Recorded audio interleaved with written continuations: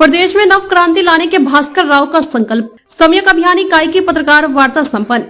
शहडोल मुख्यालय के होटल मोती महल में सम्यक अभियान इकाई शहडोल ने एक पत्रकार वार्ता का आयोजन किया, जहां विचारक एवं लेखक भास्कर राव रोकड़े ने अपने विचार व्यक्त किए। उन्होंने बताया कि शिक्षित बेरोजगार युवाओं के लिए सरकारी व निजी क्षेत्र में नौकरी के लिए असीमित संभावनाएं हैं, लेकिन व्यवस्था से जुड़े लोगों ने जानबूझकर संभावनाओं के द्वार पर ताला जर रखा है।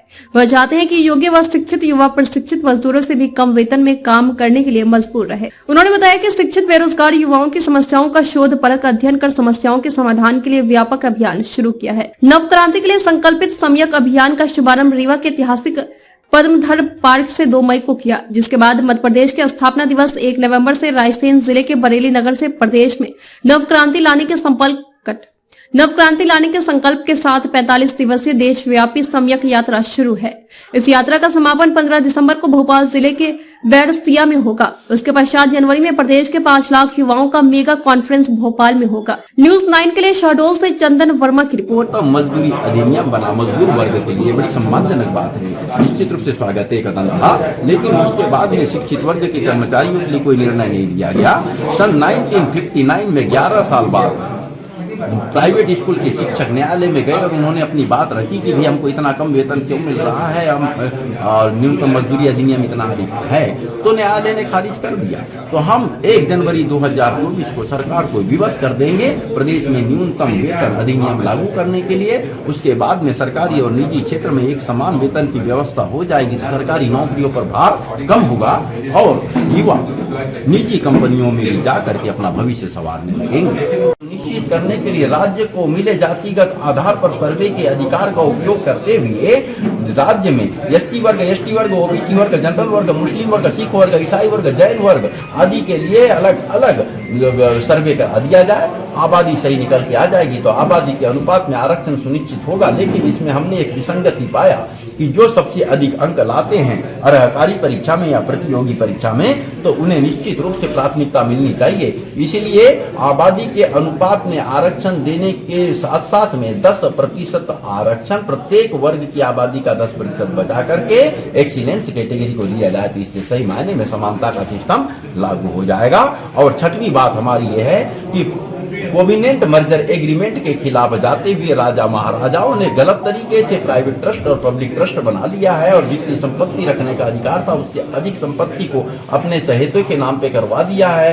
तो उस सारी संपत्ति का पुनर्आकलन करके उस सारी संपत्ति का पुनर्आकलन करने के बाद कोविनेंट मर्जर के अनुरूप उसको बना के सारी संपत्ति को सरकारी घोषित कर दिया जाए और वो 3-3 महीने के वेतन की राशि अग्रिम रूप से दलाली के रूप में ले रही है। इसी प्रकार ये बीपीओ के तहत रजिस्टर्ड कंपनियां मेन पावर सप्लायर बन गई, जबकि वो कार्य विशेष को ठेका ले सकती थी। इससे बड़ी विचित्र स्थिति बन गई है। अकेले मध्य प्रदेश में ही 9,80,000 पदों पर शासकीय विभागों में निगम मंडल उपक्रम आदि में 9,80,000 पदों पर आउटसोर्सिंग से भर्ती की जा चुकी है, जो कि बेहद दुर्भाग्यपूर्ण है। और निजी कंपनियों में तो 90% पद आउटसोर्सिंग से भरे जा चुके हैं। तो हम हर हालात में 1 जनवरी 2024 को आउटसोर्सिंग प्रणाली से भर्ती प्रक्रिया पर रोक लगवाते रहेंगे। इससे प्रदेश के युवाओं को सुनहरे अवसर मिलेंगे। और चौथी बात यह है कि जनवरी 2020 में भारत सरकार से विदेशी उद्योगपतियों का प्रतिनिधि मंडल मिला और उनके दबाव में आकर प्रधानमंत्री ने यहाँ पर 8 घंटे की शिफ्ट ड्यूटी को 12 घंटे कर दिया और श्रम कानूनों को निलंबित कर दिया और इससे बेतहाशा बेरोजगारी बढ़ी है। इस बेरोजगारी पर अंकुश लगाने के लिए निश्चित रूप से पुनः 8 घंटे की शिफ्ट ड्यूटी बहाल करवाएंगे, श्रम कानूनों को यथावत करवाएंगे और निजी क्षेत्र के कर्मचारियों की समस्याओं का तत्काल निराकरण करने के लिए सरकार का एक प्लेसमेंट डिपार्टमेंट स्थापित करा के रहेंगे। और 5वीं बात, मैंने शिक्षित बेरोजगार युवाओं की दशा और दिशा पर गंभीरता पूर्वक अन्वेषणात्मक स्तर पर अध्ययन किया तो पाया कि शिक्षित बेरोजगार युवाओं को ही वास्तविक समस्याओं का ज्ञान नहीं है। इसीलिए हमने बड़ा बारीकी से अध्ययन किया कि ये तथ्य निकल के सामने आए कि जो संभावनाएं हमारे बीच विद्यमान है, यदि उन्हीं का युक्तिकरण सही ढंग से कर दिया जाता है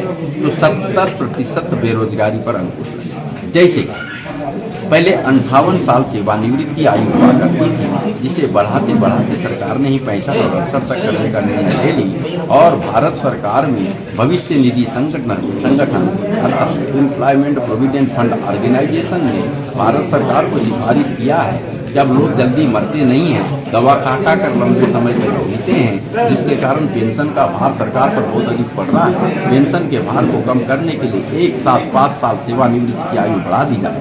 यदि उन अनुशंसाओं को मान लिया जाता है, मध्य प्रदेश जैसे राज्य में सेवानिवृत्ति आयु 70 और 73 साल हो जाएगी तो 10 साल तक नियुक्तियों की संभावना नहीं रहेगी। जब पद ही खाली नहीं होंगे तो नियुक्ति कैसी होगी। हम इस समस्या के मूल पर जाने के बाद समाधान की ओर बढ़े तो 31 जुलाई 2024 को हमने कुछ IAS अधिकारियों के साथ मिलकर के आंकड़े निकाले तो मध्य प्रदेश में यदि 58 साल सेवानिवृत्ति आयु लागू कर दी जाती है तो कुल 5,30,000 अधिकारी कर्मचारी शासकीय अशासकीय निगम मंडल बोर्ड एवं शासकीय उपक्रमों के सेवानिवृत्त हो जाएंगे।